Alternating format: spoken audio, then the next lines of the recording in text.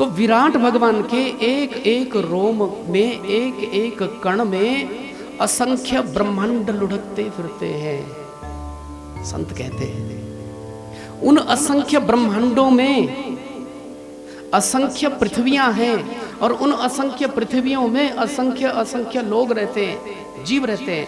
उन सब आत्माओं के पति कृष्ण है। अब काउंटिंग करना, गिनना कि कृष्ण पत्नियां कितनी है, तो समाधान हो जाएगा,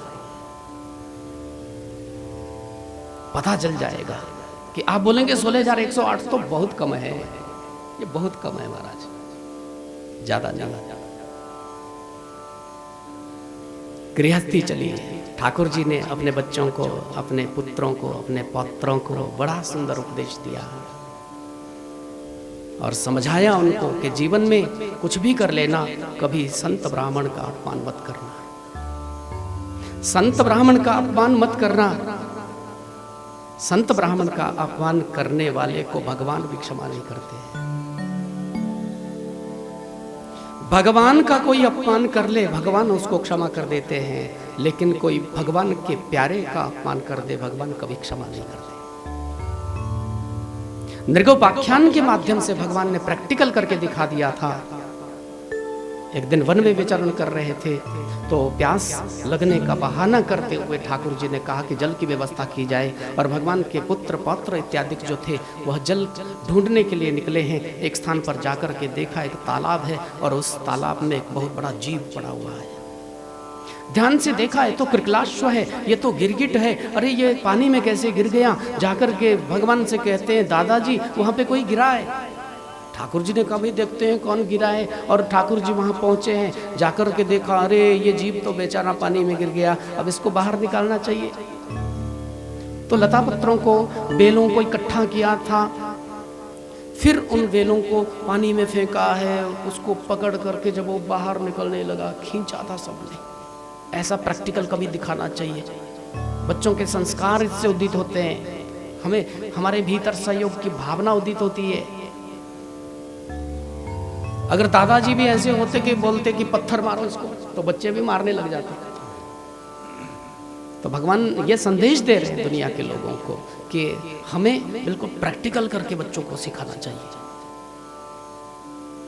जब उसको बाहर निकाला गया था, भगवान का स्पर्श पाते ही महाराज वो तो राजा बन गया और हाथ जोड़ करके खड़ा हो गया। ठाकुर जी ने लीला की, बोले आप कौन हैं, आप ऐसे कैसे बन गए थे। वो सब जानते, फिर भी पूछ रहे हैं उससे। कहने लगा वो राजा,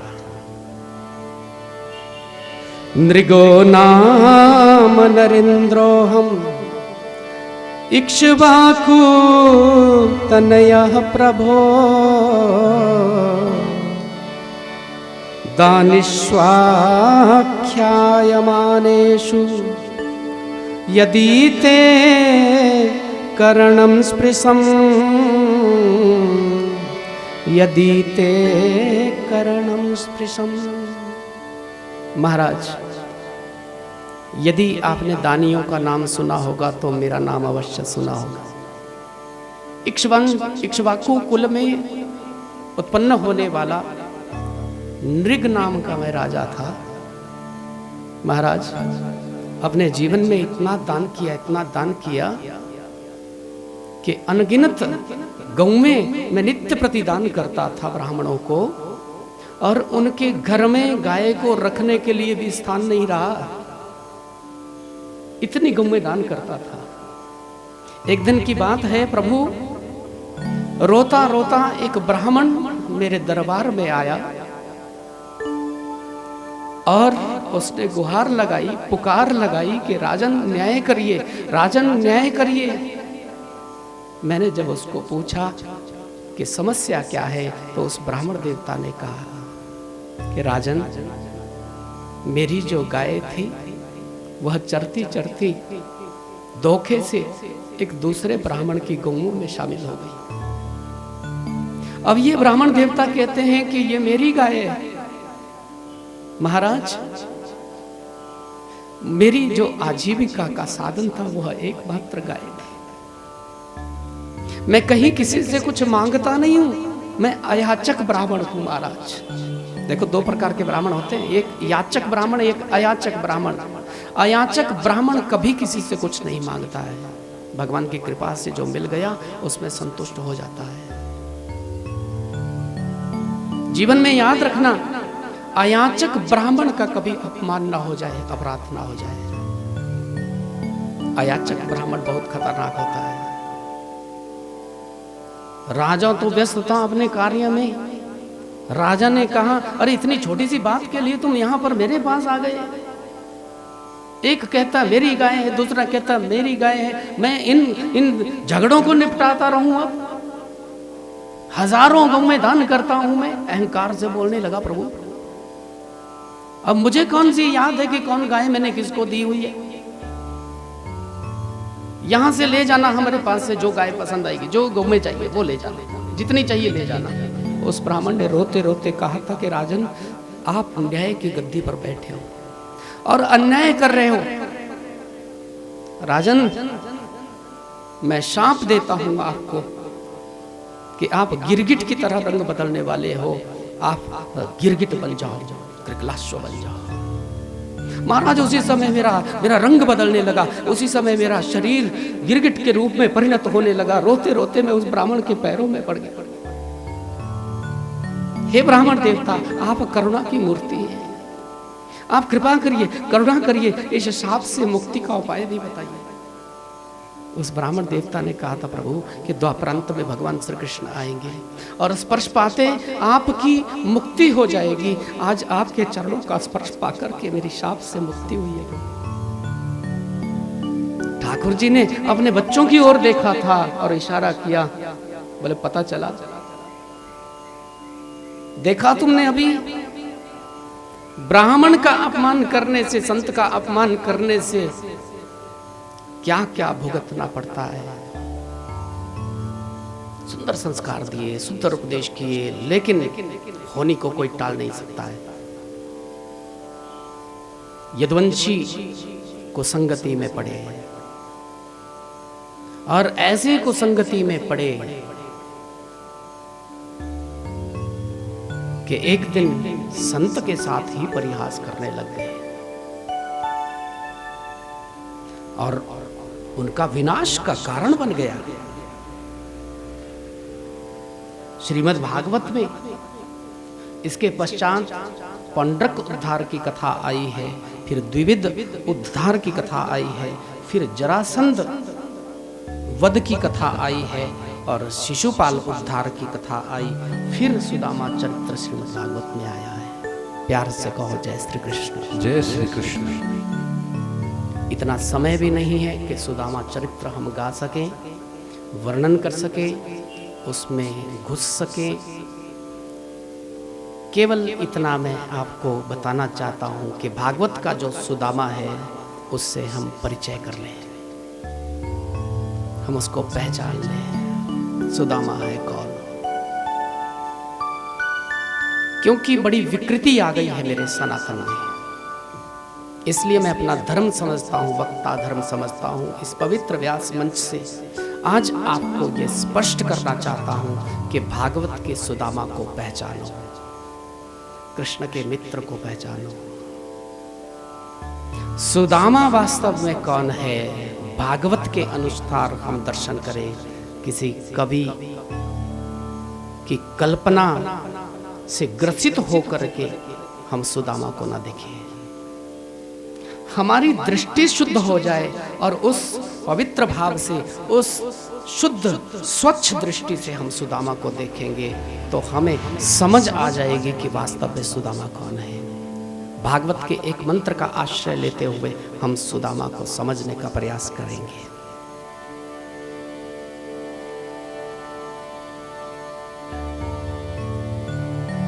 कृष्णस्यासीत् सखा कश्चिद्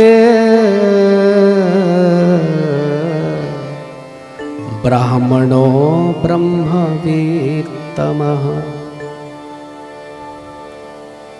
विरक्तो इन्द्रियार्थेषु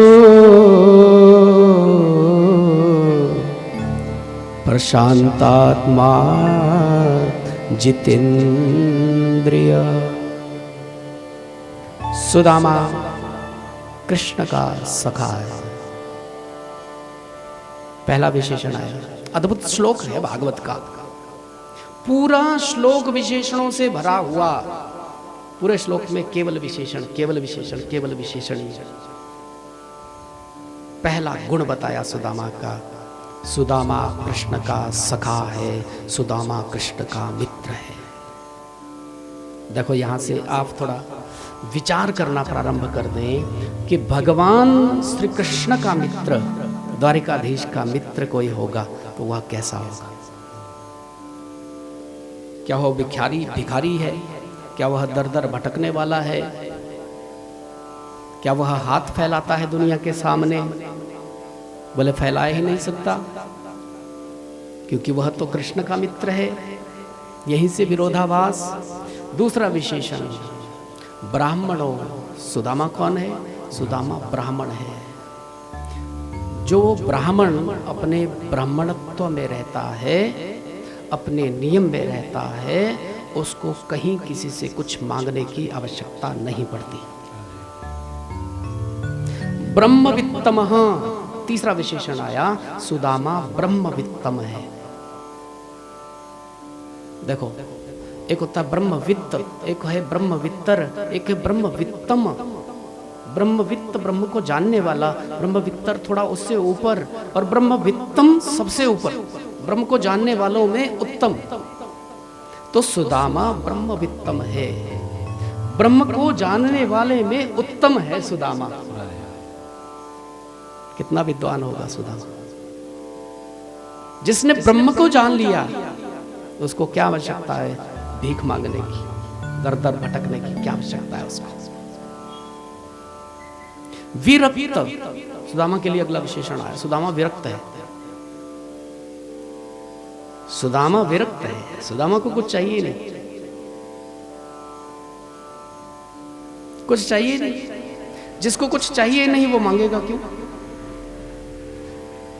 एक बहुत बड़े करोड़पति व्यक्ति को मैं भिखारी बोल सकता हूं, क्योंकि उसको और चाहिए, और चाहिए, और चाहिए। मैं सुदामा को भिखारी कैसे बोल दूं जब उसको चाहिए नहीं? इंद्रियार्थेषु, सुदामा इंद्रियार्थेषु है। सुदामा का अपनी इंद्रियों पर नियंत्रण है। प्रशांत आत्मा है सुदामा, जितेंद्रिय है सुदामा। ये भागवत का श्लोक कह रहे हैं। तो ऐसा सुदामा जो जीवन व्यतीत करता है, वह एक विशुद्ध साधक का जीवन है। मेरे भारत का एक उत्कृष्टतम जो साधक है वह सुदामा है। उत्कृष्टतम साधक मैं उसको कह सकता हूं। गृहस्थी है, सन्यासी नहीं है। और गृहस्थ में रहते हुए भी इतने उच्च कोटि का साधक बनना, यह सबसे कठिन है, जटिल है। सन्यासी के लिए फिर भी सरल है, गृहस्थी के लिए और भी कठिन है। वही सुदामा पत्नी के कहने पर द्वारिका जाता है, क्योंकि पत्नी ने जब कहा था कि आपको जाना चाहिए, शरीर से आप पुण्य करेंगे तो आधा फल हमें भी मिलेगा, ठाकुर जी का दर्शन करने के लिए जाएंगे। उसने कहा हाँ, तो और किस लिए भेज रही है? तो वही सुदामा पत्नी से कहता है कि खाली हाथ तो नहीं जा सकता, अब मित्र के घर जा रहा हूँ, इतने वर्षों के बाद जा रहा हूँ, कुछ लेकर के तो जाना पड़ेगा। सुशीले, घर में तो कुछ है भी नहीं। तो उसने व्यवस्था की थी, 4 घरों से एक एक मुट्ठी चावल की उधार मांग करके लाई थी। अपनी साड़ी के एक पल्लू को फाड़ करके फिर उसमें, उस पोटली में उन चावलों को बांधा और कहा था कि अपने मित्र से कहना कि भाभी जी ने बड़े प्रेम से भेजा है, बड़े प्रेम से भेजा है। द्वारिकाधीश, आपको तो केवल भाव चाहिए ना, प्रेम चाहिए, वस्तु की महत्ता नहीं है। ये सुदामा 1.5 महीने पैदल चल करके जब द्वारिका पहुंचता है, पहुंचना भी क्या, ठाकुर जी ने ही पहुंचाया था इसको, स्वयं ठाकुर जी ने पहुंचाया। तो द्वारिका जाकर के जब द्वारपालों ने इस सुदामा का हाल देखा था तो रो पड़े थे। रोका है द्वार पर के प्रभु का भोजन करने का समय है, हम थोड़ा देख करके आते हैं। प्रभु ने अगर भोजन नहीं किया होगा तो आपको रुकना पड़ेगा, क्योंकि ठाकुर इतने करुणावान है, करुणा निधान है, उनको पता चलेगा कि कोई ब्राह्मण आया है द्वार पर तो वो भोजन छोड़ देंगे। आपको मालूम है महाराज, वह जब एक बार भोजन छोड़ देते तो भोजन नहीं करते, राजकाज में व्यस्त रहते हैं प्रभु, कभी समय नहीं मिलता। उनकी सुविधा असुविधा का हमें तो ध्यान रखना चाहिए। परम संकोची ब्राह्मण उस समय कहता है कि मेरे आने से अगर उसको असुविधा होती है तो मैं वापस चला जाऊंगा। यह सुदामा है, परम संकोच करता है, कहीं इन द्वारपालों को भी ऐसा ना लगे कि ये मांगने के लिए आया है, कहीं लोग मुझे भिखारी ना समझ ले, कहीं लोग मुझे मंगता ना समझ ले। भैया मैं तो दर्शन करने के लिए आया था, अगर उसके पास समय नहीं कोई बात नहीं, मैं यहाँ से एक झलक देख लूंगा, झरोखे से देख लूंगा, वापस हो जाऊंगा।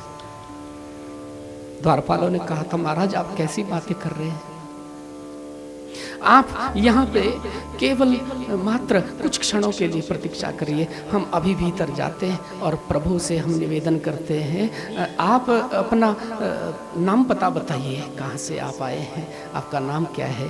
तो सुदामा जी ने कहा था, बोले मेरा कोई लंबा चौड़ा बायोडाटा नहीं है, कोई स्ववृत्त नहीं है महाराज, केवल इतना कहना आप जा कर के ठाकुर जी से कि आपका मित्र सुदामा आया है, सुदामा आया। जय विजय भीतर गए, प्रभु अभी भोजन करके अभी हाथ धो रहे थे, इतने में जय विजय आ गए और ठाकुर जी ने उनसे पूछा कि क्यों आए हो, क्या कोई समाचार। दोनों के नेत्र सजल हो गए और रोने लग गए। ठाकुर जी ने अपने द्वारपालों के सिर पे हाथ फेरा है, इतने करुणा निधान है। बोले कोई भी परिस्थिति जीवन में आ जाए, अनुकूल प्रतिकूल, घबराना नहीं चाहिए, जो भी समाचार है निसंकोच होकर के तुम कह दो मुझसे। दोनों रोते रोते कह रहे हैं,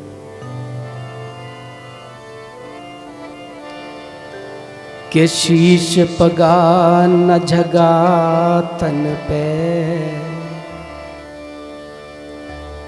बसो शीश पगा न झगा तन पे।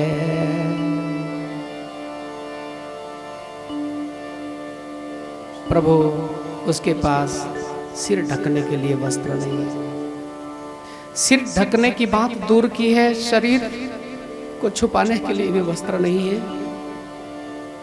प्रभु जानी को आए बसो के ही गावा, ये मालूम नहीं है किस गांव से आया है। धोती फटी सिलटी दुपटी और पाया उपाय हन की नहीं शामा। एक फटी सी धोती उसने धारण की है, उसके चरणों को देख करके लगता है कि उसने कभी पादुका नहीं पहनी होगी। उसके चरणों से रक्त बह रहा है, कंकड़ लगे होंगे, कांटे लगे होंगे। ठाकुर न जाने कहाँ से भटकता भटकता आपके द्वार तक आया है।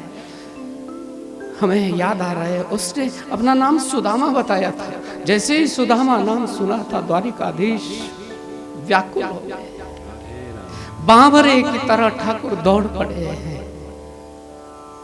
मोर का पंख कहीं गिर जाता है, उत्तरीय वस्त्र कहीं गिर जाता है, पादुका तो है ही नहीं। वो नंगे पांव से दौड़ लगाते, 7 द्वार हैं, 7 ड्योड़ियां हैं मुख्य द्वार तक पहुंचने के लिए। ठाकुर जब बांवरे होकर के दौड़ने लगे तो सात्यकी आ गया, बलराम जी आ गए और उसी समय प्रद्युम्न आ गए, अनिरुद्ध आ गए। क्या हो गया प्रभु को? प्रभु इतने व्याकुल पहले कभी नहीं देखे।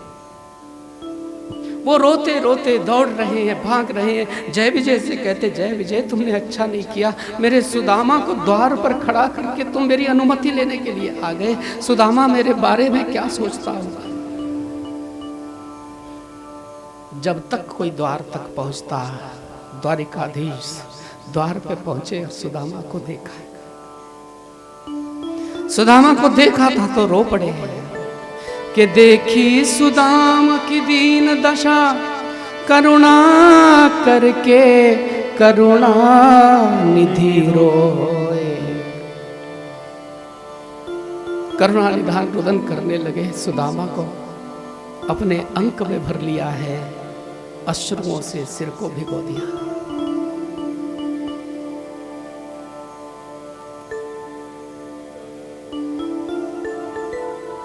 देख रहे हैं देवता लोग, देख रहे हैं द्वारिकावासी, ये कौन आ गया आज। ठाकुर स्वयं उसको अपने हाथ से पकड़ करके भीतर ला रहे हैं। सुदामा जी, आज मेरी द्वारिका धन्य हो गई, आज हमारा महल पावन हो गया, पवित्र हो गया। आप जैसे सत्य के, आप जैसे ब्राह्मण के चरण पड़े। उस सुदामा को द्वारिकाधीश स्वर्णमयी सिंहासन पर विराजमान करवाते हैं। साथ में बैठ करके भोजन पाते हैं। अपने पूरे परिवार को आशीर्वाद दिलवाते सुदामा से। सबको कहते हैं आज जो ब्राह्मण आया है ये तुम्हारे पुण्य कर्मों का प्रभाव है, पूर्व जन्मों के। सब आशीर्वाद लेना, सब आशीर्वाद लेना। ऐसा ब्राह्मण कई युगों में कभी मिलता है। अपने हाथों से चरणों को पखार रहे हैं ठाकुर। और एक कवि ने तो कहा, बोले पानी पर रात को हाथ छुयो नहीं, और नैनन के जल सौ पग धोए। अपने नेत्रों से, अपने अश्रुओं से ही ठाकुर जी ने सुदामा के चरणों को पखार लिया है।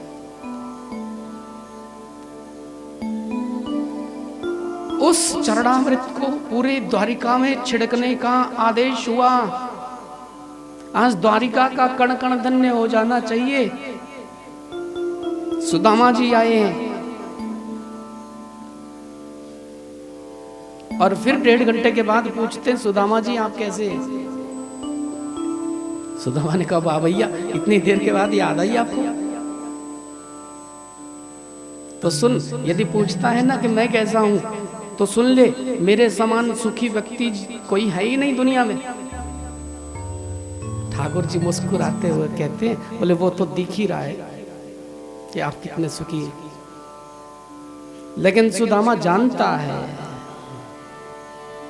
कि विपदो नैव विपदा संपदो नैव संपदा, विपद विस्मरणम विष्णु संपद नारायण स्मृति। विपत्ति वास्तव में विपत्ति नहीं है, और जो संपत्ति जिसको तुम समझते हो वह वास्तव में संपत्ति है ही नहीं। वास्तविक विपत्ति है भगवान की याद भूल जाए, और वास्तविक संपत्ति है ठाकुर जी की याद बनी रहे। वही जीव संपत्तिवान है जिसके हृदय में हर समय ठाकुर जी की याद बनी रहती है। सुदामा कहता, मेरे समान सुखी कोई नहीं है। तो ठाकुर जी ने कहा, वो तो आप देख रहे हैं, लेकिन एक बात पूछनी थी। बचपन में आप कहते थे विवाह नहीं करोगे, फिर आपका विवाह हुआ कि नहीं हुआ? सुदामा जी ने कहा, मैं तो विवाह नहीं करना चाहिए चाहता था भैया, लेकिन परिवार के लिए, समाज के लिए विवाह करना पड़ा। और तुम्हारी भाभी का नाम सुशीला है। ओहो, भाभी जी है। भाभी जी ना होती तो फिर पूछना ही बेकार था, कहना ही बेकार था। लेकिन भाभी जी हैं तो भाभी जी ने हमारे लिए क्या भेजा है। अब छुपाने लगा उसको, फिर बात को टालता है बार बार। हम बचपन में कितनी मस्ती करते थे, गुरुगृह में रहते थे, साथ में सोते थे हम। ठाकुर जी ने कहा वो तो ठीक है, लेकिन भाभी जी ने क्या भेजा है। अरे एक दिन वर्षा हुई थी, हम वन में भी गए थे, बोले वो तो ठीक है, लेकिन भाभी जी ने क्या भेजा है। उस दिन तो इतनी सर्दी थी कि मेरे तो दांत भी कटकटा रहे थे। ठाकुर जी ने कहा मुझे सब मालूम है, दांत कटकटा रहे थे, कुछ और हो रहा था, लेकिन भाभी जी ने क्या भेजा है। सुदामा ने कहा, बोले तेरी एक आदत नहीं गई बचपन की। एक बात के पीछे पड़ जाता है तो फिर उसी के पीछे पड़ा रहता है। और ठाकुर जी ने कहा, बोले तेरी भी आदत नहीं गई बचपन की छुपाने की। अब तो पोटली छीन ही ली थी, और जब उस पोटली को घुमा फिरा करके देखा है तो ठाकुर जी के रुके हुए अश्रु फिर बरसने लग गए कि जिसके घर में एक बिलांत कपड़ा भी साबुत नहीं है, वो कहता है कि मेरे समान सुखी कोई नहीं है। और उस कपड़े के भीतर भी जब कच्चे चावल को देखा है भेंट स्वरूप, वह भी एक प्रकार के नहीं अनेक प्रकार के हैं, जिससे स्पष्ट होता था कि ये अपने घर के नहीं है, कई घरों से आए हैं, ये मिश्रण हुआ है। इसके घर में एक मुट्ठी चावल नहीं है, कहता है मेरे समान सुखी कोई नहीं है। एक मुट्ठी को पाकर के स्वर्ग के राजा इंद्र को जो यश ऐश्वर्य मिलता है वह सुदामा को दे दिया।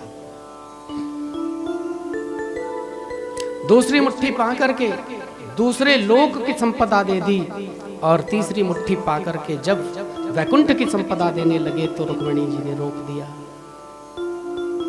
कच्चे चावल नुकसान करेंगे, सेहत के लिए अच्छे नहीं है, स्वास्थ्य खराब हो जाएगा। ये भी कहा था, बोले हमारे लिए भी प्रसादी छोड़ो, अपने आप ही आप कर लोगे, प्रसाद लगा लोगे तो हमारे लिए कुछ बचेगा नहीं। प्यार से बोलो राधे राधे। इशारे से कुछ और ही कह गई थी, बोले ब्राह्मण देवता और बड़े प्रसन्न हो रहे हैं। इसी ब्राह्मण का पूर्वज था जो छाती पर लात मार गया था। आपको प्यार से कहो जय श्री कृष्ण। जय श्री कृष्ण। तो ठाकुर जी ने भी इशारे से कहा था, वह भी ब्राह्मण था जो आपकी पत्रिका लेकर के आया था, तभी तो हमारा और आपका मिलन हो पाया है। बोलिए भक्तवत्सल भगवान की जय। श्री सुदामा जी महाराज की जय हो। क्या दिया क्या नहीं दिया ये पाने वाले को भी पता नहीं। दूसरे दिन सुबह ही ठाकुर जी से विदा मांग करके सुदामा निकल पड़ा है। आज प्रभु से मिल करके बहुत रोया। पिछले दिन जब आया था तब नहीं रोया, तब अपने आंसुओं को पी गया था। बोले आज मैं अगर रोता हूं तो लोग समझेंगे भिखारी है, कुछ मांगने के लिए आया है, थोड़ा दिखावा कर रहा है। आज रोक नहीं पाया था अपने अश्रु को। जब कृष्ण से बिछोह होने लगा तो रो पड़ा था सुदामा। ठाकुर जी ने कहा अब जाइए ना, जाइए आप, फिर दोबारा आना द्वारिका कभी। सुदामा जी ने कहा अब तो आएंगे ना, अब हमने रास्ता देख लिया। फिर पलट करके आता है, द्वारिकाधीश को अंक में भर लेता है। भैया जब तुझसे मिला था ना तो ऐसा लगा था कि वर्षों के बाद मुझे मेरे प्राण मिले हैं, और उन प्राणों से विदा लेते हुए कुछ तो दुख होगा ना, कुछ तो कष्ट होगा। ठाकुर तू मेरा प्राण है। ये सुदामा जाते जाते गाता हुआ जाता है।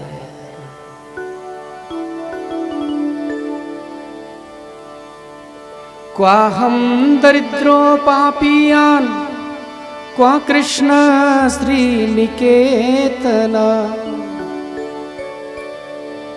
क्वा हम दरिद्रो पापियान क्वा कृष्ण श्रीनिकेतन।